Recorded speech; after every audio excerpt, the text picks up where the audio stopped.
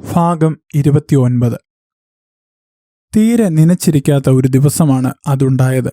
ഹക്കീം ഒരാടിനെയും ആട്ടിത്തെളിച്ചുകൊണ്ട് എൻ്റെ അടുത്തേക്ക് ഓടി വന്നു. മറ്റന്നാൾ ഒരു സംഭവമുണ്ട്, തയ്യാറായിരിക്കുക, അത്രയും പറഞ്ഞിട്ട് അവൻ തിരിച്ചോടിക്കളഞ്ഞു. എൻ്റെ മനസ്സിലേക്ക് ഒരു തീകഷ്ണം കോരിയിട്ടിട്ടാണ് അവൻ പോയത്. ഒരു സംഭവം, എന്താവാമത്? എന്നാൽ തയ്യാറായിരിക്കുക എന്നതിലൊരു സൂചനയുണ്ട്. അത് ഭാഗ്യസൂചനയാണ്. പക്ഷേ അന്നേരം എനിക്കുണ്ടായ ഒരു പേടി. രക്ഷപ്പെടാനാണ് പദ്ധതിയെങ്കിൽ ഇനി എങ്ങോട്ടും പോകണമെന്നേ എനിക്കുണ്ടായിരുന്നില്ല. കൂട്ടിലിട്ട് വളർത്തിയ ഒരാടിനെ അഴിച്ചുവിട്ടാലും അത് കുറച്ചു കഴിയുമ്പോൾ താനെ തിരിച്ചു വരും. അതുപോലെ ആയിക്കഴിഞ്ഞിരുന്നു ഞാനും. ഈ രൂപവും ഈ വേഷവും വെച്ചുകൊണ്ട് എനിക്കെങ്ങോട്ടും പോകാനില്ല. ഞാനൊരാടാണ്. എൻ്റെ ജീവിതം ഈ മസ്രയിൽ തന്നെ. ഒന്നെങ്കിൽ ജീവിതാന്ത്യം വരെ, അല്ലെങ്കിൽ എന്തെങ്കിലും രോഗം പിടിപെട്ട് പെട്ടെന്ന് ചാവുന്നത് വരെ. എൻ്റെ ഈ വൃത്തികെട്ട രൂപം, വൃത്തികെട്ട മുഖം, വൃത്തികെട്ട ജീവിതം ആരെയും കാണിക്കാൻ ഞാൻ ആഗ്രഹിക്കുന്നില്ല. എൻ്റേത് ആടുജീവിതമാണ്. ഒരവസരത്തിനായി കാത്തിരിക്കുക. അവസരം വരുമ്പോൾ അത് ഉപയോഗിക്കാൻ താല്പര്യമില്ലാതെ നിസ്സംഗനാകുക. ജീവിതം വല്ലാത്ത വൈരുദ്ധ്യങ്ങൾ നിറഞ്ഞതു തന്നെ. ആ 2 നാളുകളിൽ ഞാനായിട്ട് ഒരു തയ്യാറെടുപ്പും നടത്തിയില്ല. പ്രത്യേകിച്ച് ഒരു ഉത്സാഹം തോന്നിയതുമില്ല. ഇതുപോലെ എത്രയെത്ര രക്ഷപ്പെടൽ സാഹചര്യങ്ങളിലേക്ക് ഞാൻ എൻ്റെ മനസ്സിനെ കുളിപ്പിച്ചൊരുക്കി നിർത്തിയതാണ്. പക്ഷേ എല്ലാ പ്രാവശ്യവും വരൻ മുങ്ങിപ്പൊങ്ങിപ്പോയ കല്യാണത്തിലെ വധുവിനെ പോലെ തേങ്ങിക്കരയാനായിരുന്നു എൻ്റെ വിധി. അതുകൊണ്ട് തന്നെ ഒരു പ്രാവശ്യം കൂടി അണിഞ്ഞൊരുങ്ങി നിൽക്കാൻ എനിക്ക് മനസ്സില്ലായിരുന്നു. തന്നെയുമല്ല, എന്തെങ്കിലും നടക്കും എന്നതിൻ്റെ യാതൊരു സൂചനയും അന്ന് വൈകുന്നേരം വരെ എനിക്ക് ലഭിച്ചതുമില്ല. ആ ഇബ്രാഹിം ഗാദാരി, ആഫ്രിക്കൻ കള്ളൻ, എന്തോ പറഞ്ഞത് കേട്ട് ഹക്കീം വെറുതെ തുള്ളുകയാണെന്ന് മനസ്സുകൊണ്ട് ശപിക്കുകയും ചെയ്തു. എന്നാൽ അന്ന് വൈകുന്നേരം ഒരു 4-5 മണിയായപ്പോൾ പതിവില്ലാതെ അർബാബ് എന്നെ കൂടാരത്തിലേക്ക് വിളിച്ചു. അകത്ത് കയറിയിരിക്കാൻ പറഞ്ഞു. ഞാൻ അത്ഭുതപ്പെട്ടു. ഇന്ന് രാത്രി നമ്മുടെ മൂത്ത അർബാബിൻ്റെ മകളുടെ കല്യാണമാണ്. അതുകൊണ്ട് ഞങ്ങൾ രണ്ടും ഇവിടെ കാണില്ല. നീ ഉറങ്ങാതെ കിടന്ന് ആടുകളെ നോക്കിക്കോണം. കുറുക്കൻ വരും, പാമ്പുകൾ വരും, കള്ളന്മാർ തന്നെയും വന്നേക്കും. എല്ലാം നീ നോക്കിക്കോണം.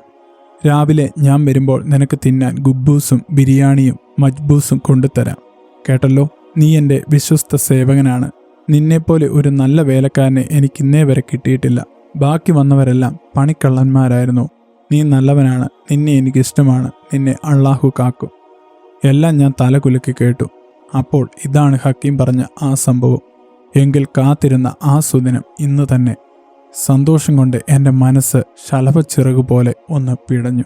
പക്ഷെ ഞാനത് പുറത്ത് കാണിച്ചില്ല. നിസ്സംഗത പാലിച്ച് തന്നെ ഞാൻ കൂടാരത്തിന് പുറത്തേക്ക് പോന്നു. അത്രയും കാലത്തെ കഠിനാധ്വാനത്തിന് കിട്ടിയ പ്രതിഫലമായിരുന്നു അത്രയും വാക്കുകൾ. അതെ, അത്രയും വാക്കുകൾ മാത്രം. മറ്റൊന്നും എനിക്ക് കിട്ടിയിട്ടില്ല. രാത്രിയായപ്പോൾ അന്നുവരെ കണ്ടിട്ടില്ലാത്ത ഒരുത്തൻ ഒരു വണ്ടിയിൽ വന്നു. അവൻ ധരിച്ചിരുന്ന വസ്ത്രത്തിൻ്റെ വെളുപ്പും വൃത്തിയും കണ്ടപ്പോഴാണ് ഞാൻ എൻ്റെ അവസ്ഥയിലേക്ക് ഒന്ന് തിരിഞ്ഞു നോക്കുന്നത്. ഹോ, എത്ര പരിതാപകരമായിരുന്നു അത്! വൃത്തികേടിൻ്റെ ദൈവമായിട്ടാണ് ഞാൻ എന്നെ കണ്ടത്. അവൻ അർബാബിനെയും കയറ്റി ദൂരത്തേക്ക് വണ്ടി ഓടിച്ചു പോയി. അതുവരെ ഇല്ലായിരുന്ന ഒരു ഉത്സാഹം എന്നിൽ വന്നു നിറഞ്ഞു.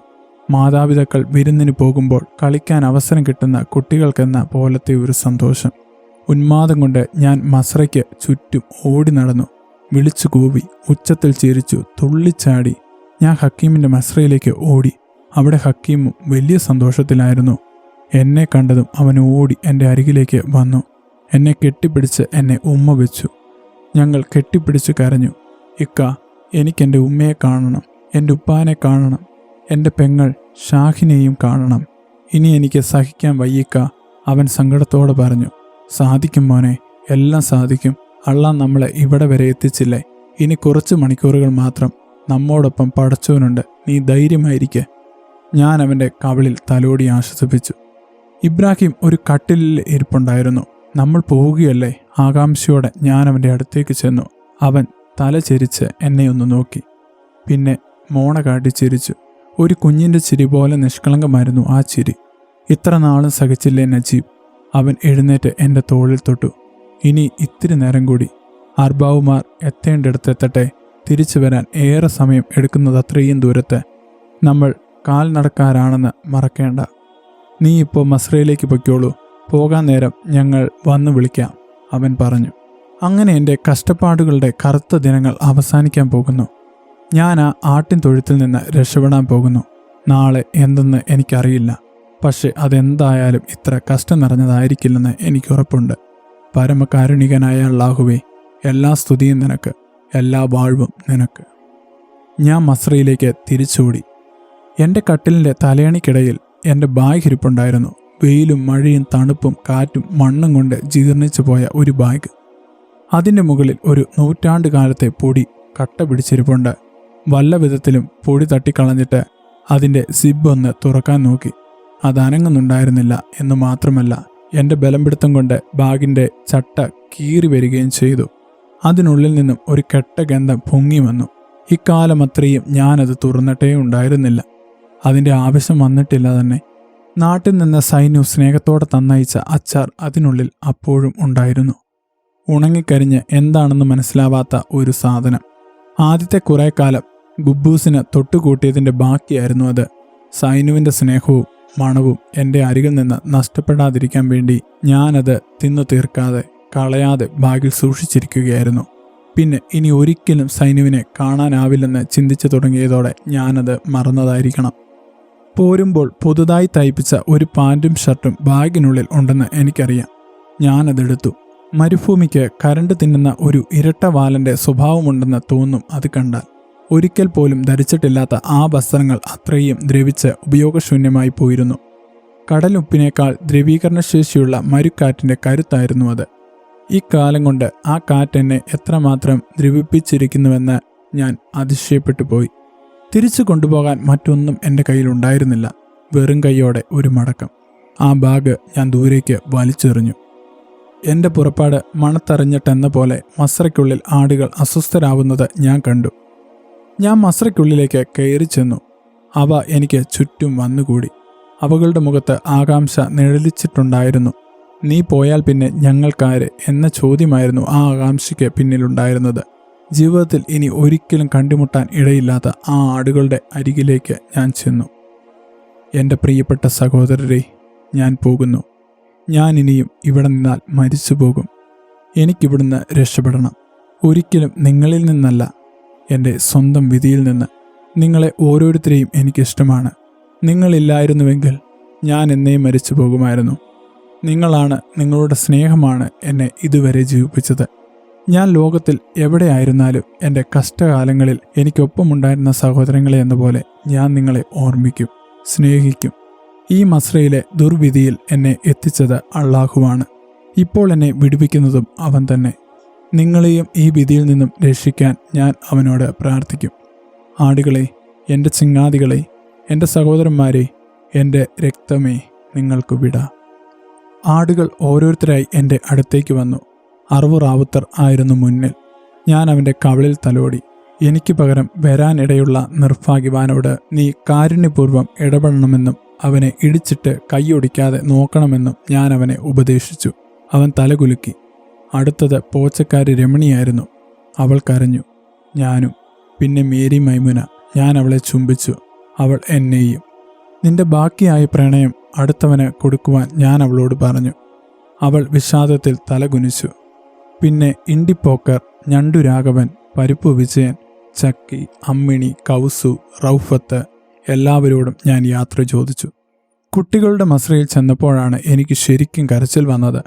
ദേശം വിട്ടുപോകുന്ന ഒരു പേറ്റിച്ചി തൻ്റെ കൈകളിലേക്ക് പിറന്നു വീണ കുഞ്ഞുങ്ങളെ അവസാന നോക്ക് കാണുന്ന അനുഭവമായിരുന്നു അത്. അവയിൽ മിക്കവയും എൻ്റെ കൈകളിലേക്ക് തന്നെയാണ് പിറന്നു വീണത്. അന്നു മുതൽ അവയുടെ അമ്മയും ഞാൻ തന്നെയാണ്. അവയെ പാൽ കുടിപ്പിച്ചതും അവയ്ക്ക് തീറ്റ കൊടുത്തതും ഞാൻ തന്നെ. ഒരു നിമിഷത്തേക്ക് ഞാൻ നബീലിനെ ഓർത്തു. അവൻ്റെ നഷ്ടം ഓർത്തു. എൻ്റെ മനസ്സ് വിങ്ങി.